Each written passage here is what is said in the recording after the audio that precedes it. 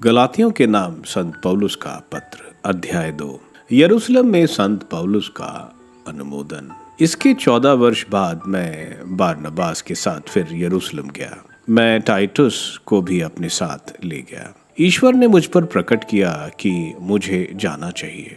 मैंने उन लोगों के सामने अर्थात प्रतिष्ठित व्यक्तियों के सामने एकांत में वह सुसमाचार प्रस्तुत किया जिसका प्रचार मैं गैर यहूदियों के बीच करता हूँ, जिससे ऐसा ना हो कि मैं व्यर्थ परिश्रम करूं या कर चुका हूं। किंतु उन्होंने टाइटस को, जो मेरे साथ आए थे और यूनानी है, इसके लिए बाध्य नहीं किया कि वह अपना खत ना कराए। यह प्रश्न इन्हें गिने झूठे भाइयों के कारण उठा था, जो अनधिकार ही छिपे छिपे घूमकर मसीह से प्राप्त हमारी स्वतंत्रता को छीनना और हमें दास्ता में डालना चाहते थे।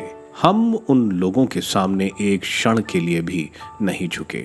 हम सुसमाचार का सत्य आपके लिए पूर्ण रूप से बनाए रखना चाहते थे। किंतु जो व्यक्ति प्रतिष्ठित माने जाते थे, उनका कितना महत्व था इसकी मुझे कोई चिंता नहीं, क्योंकि ईश्वर पक्षपात नहीं करता। उन प्रतिष्ठित व्यक्तियों ने मुझे नए निर्देश नहीं दिए। उल्टे उन्होंने मान लिया कि मुझे उसी तरह गैर यहूदियों में सुसमाचार का प्रचार कार्य सौंपा गया था जिस तरह पेतरुस की यहूदियों में, क्योंकि जिस ईश्वर ने पेतरुस को यहूदियों का धर्म प्रचारक बनने की शक्ति प्रदान की थी, उसी ने मुझे गैर यहूदियों का धर्म प्रचारक बनने की शक्ति प्रदान की थी। जो व्यक्ति कलीसिया के स्तंभ समझे जाते थे, अर्थात याकूब, कैफस और योहन, उन्होंने कृपा का वह वरदान पहचाना जो मुझे मिला है। उन्होंने मुझे और बारनबास को अपने सहयोगी समझकर हमसे हाथ मिलाया। वे इस बात के लिए सहमत हुए कि हम गैर यहूदियों के पास जाएं और वे यहूदियों के पास।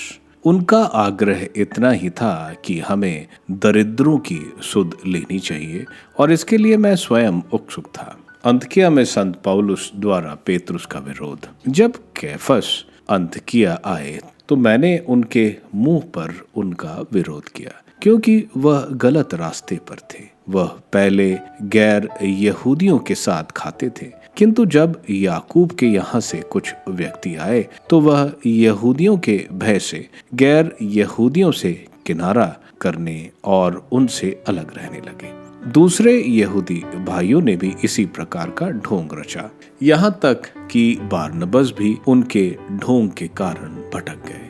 जब मैंने देखा कि उनका आचरण सुसमाचार के सत्य के अनुकूल नहीं है, तो मैंने सबके सामने कैफस से यह कहा, यदि आप जो जन्म से यहूदी हैं, यहूदी रिवाज के अनुसार नहीं बल्कि गैर यहूदी रिवाज के अनुसार जीते हैं, तो आप गैर यहूदियों को यहूदी रिवाज अपनाने के लिए कैसे बाध्य कर सकते हैं? विश्वास द्वारा पाप मुक्ति। हम लोग गैर यहूदियों के पापी वंशज नहीं बल्कि जन्म से यहूदी हैं। फिर भी हम जानते हैं कि मनुष्य संहिता के कर्म कांड द्वारा नहीं बल्कि ईसा मसीह में विश्वास द्वारा पाप मुक्त होता है। इसलिए हमने ईसा मसीह में विश्वास किया है, जिससे हमें संहिता के कर्म कांड द्वारा नहीं बल्कि मसीह में विश्वास द्वारा पाप से मुक्ति मिले। क्योंकि संहिता के कर्म कुंड द्वारा किसी को पाप मुक्ति नहीं मिलती।